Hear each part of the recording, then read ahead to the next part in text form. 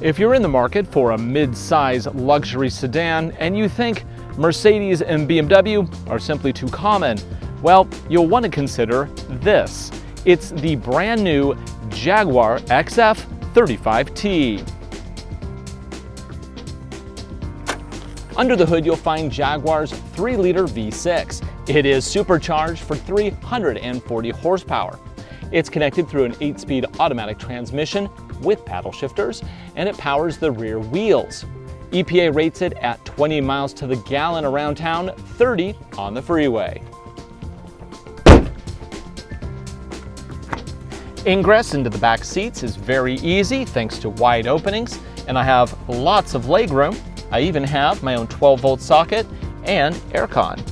Of course, one of the main reasons to get a midsize is so you have more room to carry stuff.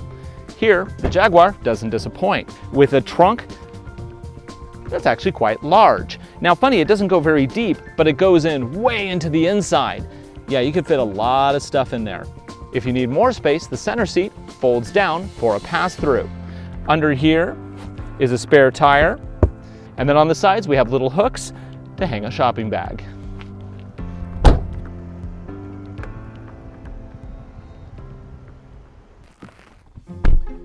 Once inside, we're greeted with an interior that's actually surprisingly simple.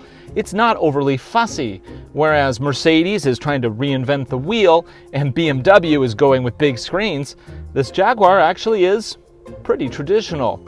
But if you know Jaguar, that's not going to be a surprise. It's really hot here in Seattle, so let's go ahead and turn it on. Rise controller. Oh, those things are kind of cool too. The aircon spins into engagement. In terms of electronics, Jaguar has thrown out its old infotainment system and put in a new updated one. It's very easy to use with everything from media, climate, phone, and navigation. Let's go ahead and look at climate first. I can easily change which zone the cooling or heating goes to. I can even turn on the heated front seats. Now, there's some extra feature buttons on the side here. In some cases, they just replicate what's on the touchscreen, but others are unique unto themselves. Here we have parking radars on and off, which activate the radars in the front and back of the car. And then this one I'm actually rather fond of. It's the camera button. What it does is it shows me what's behind the vehicle.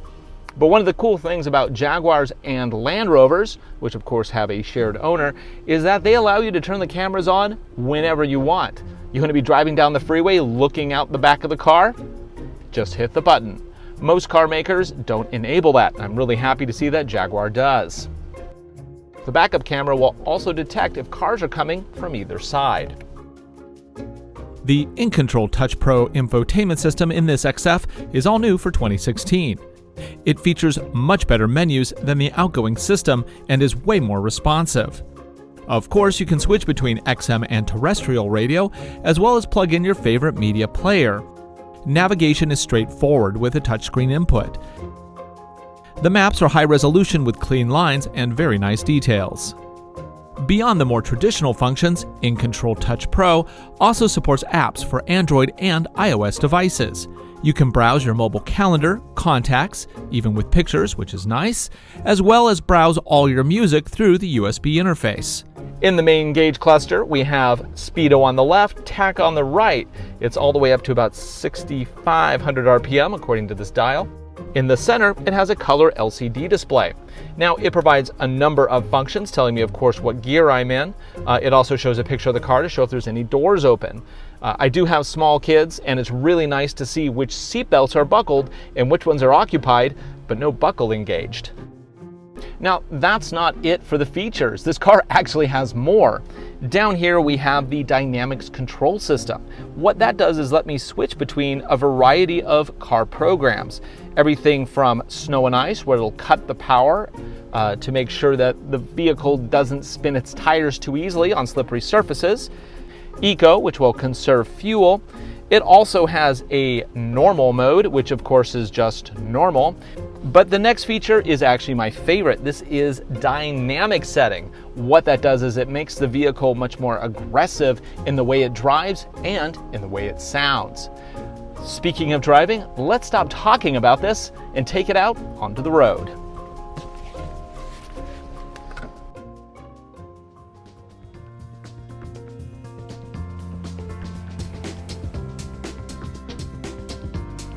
Driving the Jaguar is an eye-opening experience. Wherever I went with the XF, people took notice of the car. This is particularly interesting because for the asking price of $62,940, the Jaguar XF 35T R Sport really isn't terribly expensive for what it is. Truth is, a comparably equipped BMW 535i runs $2,000 more than the car we're testing today. So how does it drive? Well, once I switched into dynamic mode, the 340 horsepower supercharged V6 made wonderful noises, though far more subtle than the sportier F-Type, which is appropriate given the more businesslike nature of the XF. Our car did arrive with the optional $1,000 Active Dynamics package. This continuously monitors steering, speed, and movement, and adjusts the dampening of the shocks on the fly. Shift the transmission into S mode, and the paddle shifters make manually rowing through all 8 speeds a total joy. The automatic transmission changes gears quickly and holds thrust across a full sweep of the tachometer. When you push it, the Jaguar XF is more than eager to please. Dialing things back to normal, the Jaguar regains its civility. In this mode, it's a perfectly sensible sports sedan that'll impress your more practical side.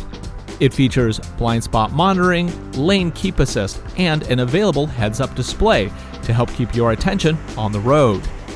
This new Jaguar XF 35T R Sport is really a wonderful car. It's not only fun and practical, it also turns heads wherever it goes for a price that is extremely competitive in the class. For more on the 2016 Jaguar lineup, visit AutoNation.com today. I'm Ryan Douthit. Thanks for watching.